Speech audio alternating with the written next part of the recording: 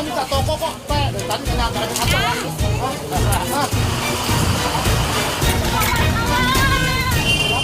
Dua Pak Geser. Lebaran dan mudik seakan menjadi ritual sakral tahunan yang selalu terjadi setiap tahunnya. Tapi yang sering luput disadari, arus balik ternyata punya dampak yang selalu mengikuti, yakni soal urbanisasi para perantau yang mengadu nasib di ibu kota. Di tengah Jakarta yang butuh penataan kembali, di tengah cuaca yang kurang bersahabat, fenomena ini seakan menuai dilema. Bagaimana seharusnya Jakarta tetap mampu ramah menyambut para pengadu nasib, namun juga nyaman bagi para penghuninya? Kami akan membahas dengan sejumlah orang narasumber yang sudah hadir di studio CNN Indonesia. Dan untuk itu kita mulai Prime Plus with Bram Herlambang.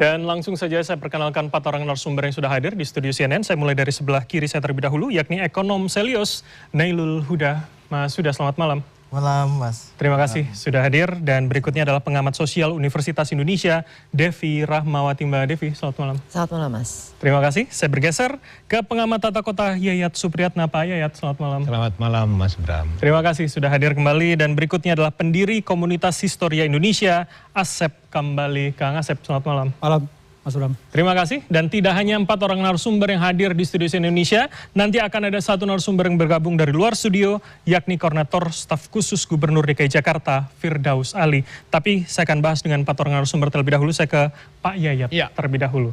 Kita bicara, ini data yang kemudian dirilis Disduk Capil 2025 DKI Jakarta, mengatakan di tahun lalu ada sekitar 1084 pendatang yang datang. Nah ini angkanya ternyata turun drastis dari 2024, yakni sekitar 16.000.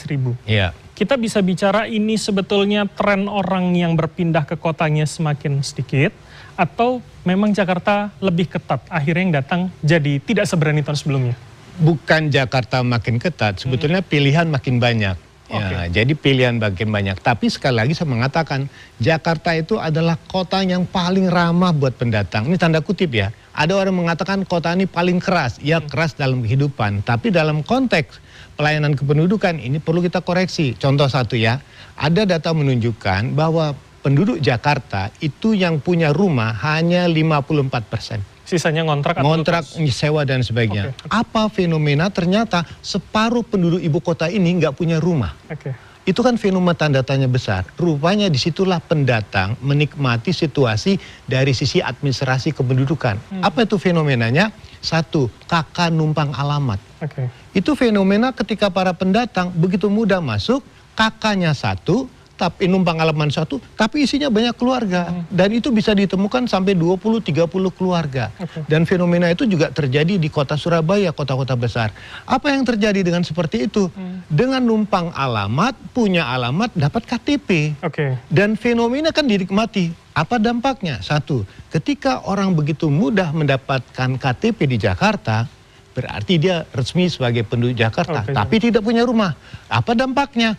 Jakarta setiap tahun itu mengeluarkan 17 triliun dana bantuan sosial, pendidikan, kesehatan, transportasi. Tapi outcome-nya kan kita tidak tahu.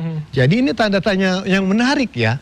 Begitu ramah bagi pendatang, begitu banyak fasilitas yang diberikan. Bayangkan saja kita di sini dapat kartu Jakarta Pintar, kartu Jakarta Sehat.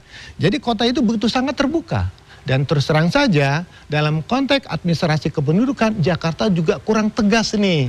Pak, sebelum jauh. Jadi ini sebetulnya sebuah kelebihan bagi Jakarta, atau ini bisa kita lihat sebagai lemahnya administrasi, sehingga akhirnya kemudahan itu gampang sekali rasanya. Begini, fenomena administrasi kependudukan ada fenomena yang terjadi maladministratif dalam hal ini. Misalnya contoh ya, orang masuk ke kota, bagaimana dia bisa mendapatkan resmi sebagai warga Jakarta? Kalau kita bandingkan di negara-negara lain, orang untuk mendapatkan registrasi kependudukan begitu ketat, ada persyaratan-persyaratannya. Contohnya misalnya, kalau mohon maaf ya, kalau Jakarta begini terus agak berat bagi beban kota. Contoh, siapa yang masuk? Kita lihat latar belakang pendidikan. Kalau istilah saya itu ada S3, Bu. SD sampai SMA. Pertanyaan dengan sumber daya seperti ini menjadi persoalan. Karena Jakarta tuntutannya sudah menuntut mereka punya keterampilan. Apa yang terjadi sekarang dengan fenomena ini? Secara ekonomi yang terjadi mungkin bisa dipertajam, ekonomi Jakarta, kota Jakarta ini sudah menjadi kota yang tersierisasi. Sektor tersier, sektor jasa, sektor informal. Itu menjadi penggerak. Jadi dari angka income pendapatan, dia tidak seperti sektor manufacture. Itu karena yang pencari kerjanya bukan dimiliki skill begitu? Iya, dan dampaknya terasa banget sekarang. Apa kalau kita lihat data PDRB Jakarta, nomor 1 ya, yang paling besar itu adalah sektor retail perdagangan besar. Ya, retail besar. Kedua, sektor transportasi, jasa motor, pembengkelan, itu yang terjadi di Jakarta. Pun kemudian online itu masuk transportasi? Masuk, termasuk di dalam. Jadi bisa dikatakan, kalau kemampuan kita dalam sumber daya manusia, Jakarta sebagai kota global, kemudian memang kita harus ramah lah sama seluruh warga Indonesia. Tapi dalam konteks membangun sebuah kota, bagaimana kota itu bisa maju? Berbeda, mohon maaf ya, dengan tetangga sebelah. Saya mohon maaf nih, ke Singapura misal. Singapura tuh begitu ramah sama anak-anak pinter Indonesia. Kasih beasiswa, kasih kesempatan, punya kemampuan, dia bangun kota itu dengan kekuatan sumber daya manusianya. Nah, kita dalam konteks keindonesiaan, dalam konteks bahwa Jakarta tidak bisa di kota tertutup, maka ruang yang dibuka terlalu lebar tanpa proses seleksi, ini menjadi catatan. Ramah, tapi bagaimana keberlanjutan kota ini jika kita penuhi makin padat. Bom waktu tentunya ya. Saya ke Mas Huda terlebih dahulu. Jadi secara kacamata ekonomi, benarkah Jakarta memang artinya memudahkan semua orang mencari, tapi akhirnya ya jadi bumerang juga buat kita. Artinya sektor informal tadi penggeraknya, Mas. Ya, yang menarik adalah disampaikan Pak Yayat itu terkait dengan tenaga kerja sebenarnya. Tenaga kerja di Jakarta ya, terutama ya, itu sekarang untuk yang setengah pengangguran naik tajam. Ini datanya adalah kalau kita lihat di tahun 2024 saja, setengah pengangguran ada 203.000. Kalau kita bandingkan dengan tahun 2019 itu cuma 91.000. Jadi naiknya tajam banget Mas Bram. Nah, kemudian kalau kita lihat yang paruh waktu pun juga sama. Paruh waktu itu ada 700.000-an untuk tenaga kerja di situ. Nah, ini artinya adalah orang yang datang ke sini memang masih skillnya masih sangat rendah gitu. Dan tadi kalau disampaikan ketika kita bicara terkait dengan sektoral, itu tersier pun kan sebenarnya juga ada banyak yang dia ya tadi untuk yang mohon maaf aja, ada mungkin yang di toko, kemudian di kaki lima dan sebagainya, itu yang dia masuk ke sini gitu. Nah, kalau kita lihat juga di industri itu juga sudah turun tajam sebenarnya. Artinya memang terjadi pergeseran dari karakteristik tenaga kerja, dan ini cukup berbahaya ketika kita berbicara terkait dengan perlindungan sosialnya. Nah, perlindungan sosial terkait dengan informal ini kan cukup rentan gitu kan. Meskipun ya Jakarta mempunyai uang yang cukup untuk yang BPJS kesehatan karena kita menganut ya universal healthcare gitu situ. Nah, tapi untuk yang lainnya itu sangat rentan gitu. Nah, inilah yang kita highlight ketika terjadi arus urbanisasi, walaupun memang 1.000 ataupun 16.000, tapi yang perlu kita lihat adalah bagaimana kualitas dari orang yang datang ke sini ya. Sebetulnya adakah metode yang bisa dilakukan begitu? Ketika orang datang, kalau harapannya dia punya skill, tidak akan atau tidak membebani sektor informal tadi, secara perspektif ekonomi bisakah kita ini? Ya, kalau gitu filternya? Ya, kalau gitu mungkin yang paling pas adalah ketika kita mengembangkan kota dengan ya tadi dengan misalkan berteknologi tinggi ataupun kota-kota yang bisa menjadi pusat dari perkembangan startup digital. Kita sebenarnya sudah menuju ke sana, tapi memang masih SDG access nih. Nah, kalau kita lihat sebenarnya itu menarik kalau kita lihat datanya ya, yang menurun ya. Karena untuk yang di sektor-sektor yang tersier dan tinggi, memerlukan kebutuhan tinggi, itu sudah berpindah. Kita lihat sebenarnya di Jakarta ini tidak jadi menarik lagi bagi pekerja yang dia di startup digital misalnya. Itu sekarang pindahnya ke Jogja, ke Solo dan sebagainya.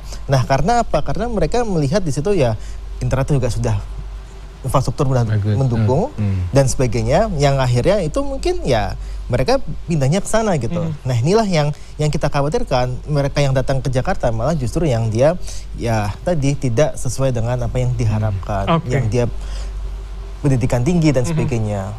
Saya ke Mbak Devi. Mbak Devi, berarti kalau orang sebetulnya datang ke sini tanpa skill yang baik, tadi ada pergeseran kalau kata Mas Huda, ini soal stigma saja kah yang masih tertempel di semua benak masyarakat Indonesia, sukses harus Jakarta gitu?